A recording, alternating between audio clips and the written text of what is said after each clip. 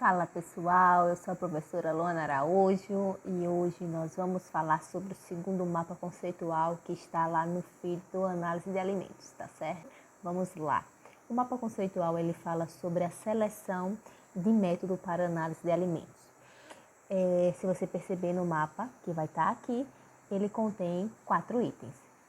Objetivo do ensaio, características do método, validade do método e consideração da composição alimentar. Basicamente, a gente deveria, é importante que antes de fazer uma análise, a gente tenha atenção para esses 4 itens, tá certo? Que é o que a gente vai falar agora. Eu fiz um esqueminha aqui bem simplesinho para a gente entender. Com relação ao objetivo do ensaio, você quer analisar o quê? Para quê? Eu quero analisar a quantidade de sal, teor de proteína, lipídio, carboidrato, o que seja. É a primeira informação que você tem que ter, o que você quer analisar. Segundo, para qual finalidade? Você vai analisar isso para quê? Para divulgar na forma de quê? Bom, aí eu botei aqui especificações de ingredientes, rotulagem, controle de qualidade. Então, se você vai analisar um componente para fazer rotulagem ou para fazer um certificado de análise, do aquele ingrediente, o que aquele é composto, então, o interessante é que você use os métodos oficiais, que são os métodos primários, tá certo? Se você vai trabalhar para controle de qualidade, que normalmente a gente requer da gente técnicas mais rápidas, porque no dia a dia, vários lotes passando, você não tem como esperar muito tempo para uma resposta. Tem que ser respostas rápidas. Então, se recomenda você utilizar métodos secundários, tá certo? Então, o objetivo do ensaio é para você saber descobrir que tipo de método analítico será utilizado na sua análise, se vai ser um método primário ou um método secundário, tá certo? Então, esse é o objetivo da análise. Com relação às características do método, certo? Existe uma gama de metodologias que estão disponíveis para a gente identificar característica e algum tipo de componente específico. Então, dependendo do que eu vou analisar, eu preciso me perguntar, eu preciso que esse método ele seja seletivo, específico, ele tem especificidade, depois eu vou fazer um vídeo só falando sobre isso, tá? Seletividade, especificidade, precisão, exatidão, reagentes. Então, vamos supor, a técnica que eu vou usar requer que eu use reagentes? Sim. Eu tenho esses reagentes, eu sei preparar as soluções, eu sei padronizar essas soluções. A técnica que eu vou usar requer algum tipo de equipamento específico? Eu sei usar o equipamento está calibrado, certo?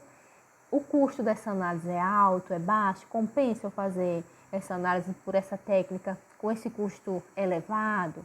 Então, são algumas perguntinhas que a gente tem que fazer quando a gente descobre o método que a gente vai usar para identificar aquele componente que a gente deseja, tá certo? Senão, de repente, não vale a pena, ou não vale a pena analisar, ou vale a pena você pensar em outra metodologia para fazer aquela determinação, tá certo? Outro item que tem lá é com relação à validade do método. É sempre importante que o método que eu vou usar ele seja validado. Porém, nem sempre a gente consegue fazer essa validação, até porque não é tão fácil e nem tão simples. Normalmente os laboratórios oficiais, tá certo? Eles trabalham com validação de métodos. E mesmo assim, eu digo a vocês, não é uma coisa simples e tão fácil. Eu não garanto que todos os métodos eles são validados não, tá certo? Acredito que alguns são, mas eu acho que nem todos, tá? Porque realmente não são técnicas tão fáceis e leva muito tempo para você validar um método, tá certo? Mas aí aqui eu botei alguns parâmetros que são requeridos para fazer uma validação. Se você, quer fazer uma validação do método, no mínimo esses requisitos aqui você tem que trabalhar em cima, que são especificidade e seletividade, função de resposta, curva de calibração, curva analítica, intervalo de trabalho, linearidade, sensibilidade, exatidão, precisão, limite de detecção, limite de quantificação e robustez. Todos esses itens são analisados e verificados na sua metodologia, tá certo? Para ver justamente, para avaliar se esse método ele é eficiente ou não. Você pode escolher um método, mas de repente para aquela análise que você deseja, ele não é eficiente. Ele pode ser eficiente para analisar outra substância, não aquela que você deseja, não aquele alimento que você deseja, tá certo? Então, validade do método é um item importante quando a gente vai selecionar a técnica que a gente quer utilizar. E o último que eu coloquei lá foi a composição alimentar. Bom, a gente sabe que o alimento ele é uma matriz complexa, eu sempre falo isso nas minhas aulas. Por que ele é uma matriz complexa? Porque ele é composto de componentes, de diversos componentes, como lipídio, proteína, carboidrato, que estão em grande quantidade no nosso alimento, fora as substâncias que são o que a gente chama de secundários, os compostos secundários, que são pigmentos, vitaminas, tá certo? Compostos voláteis e assim vai. Então, tudo isso está junto lá na nossa matriz alimentar.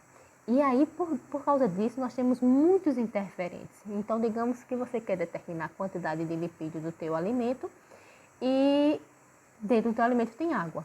Então, uma das recomendações quando você vai analisar lipídios é que você elimine a água do teu produto para você analisar o lipídio, porque a água vai ser um interferente na tua análise.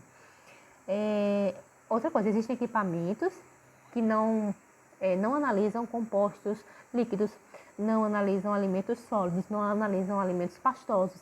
Então, você também tem que saber se aquele alimento, na forma como ele se encontra, você pode utilizar ele naquele equipamento, ou se você vai ter que trabalhar aquela amostra para ela ser compatível, né, com o tipo de analito que aquele equipamento exige.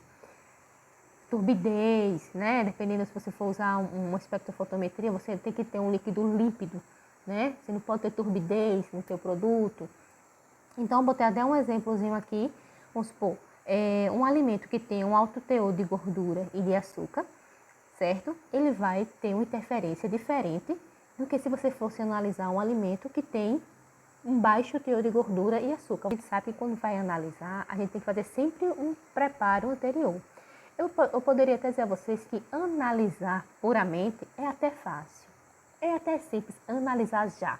O mais complicado é preparar a amostra, né? É trabalhar a sua amostra anteriormente para que ela esteja realmente tratadinha, bonitinha, para você botar dentro do seu equipamento e analisar. Porque depois que você coloca no equipamento, quem faz todo o trabalho é o equipamento, você não faz nada, é o equipamento que analisa.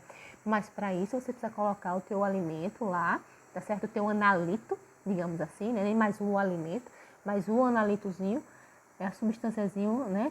Para analisar, quem vai fazer tudo isso é o equipamento. Então, todo o preparo tem que ser muito bem feito, muito bem trabalhado, para que esses interferentes, às vezes você não vai conseguir eliminar todos os interferentes não, mas você tem que eliminar o máximo possível para que não dê interferência no teu equipamento e no teu resultado, tá certo? Então, era sobre isso que tratava esse mapa conceitual de seleção de metodologia, né? De seleção do método, tá bom?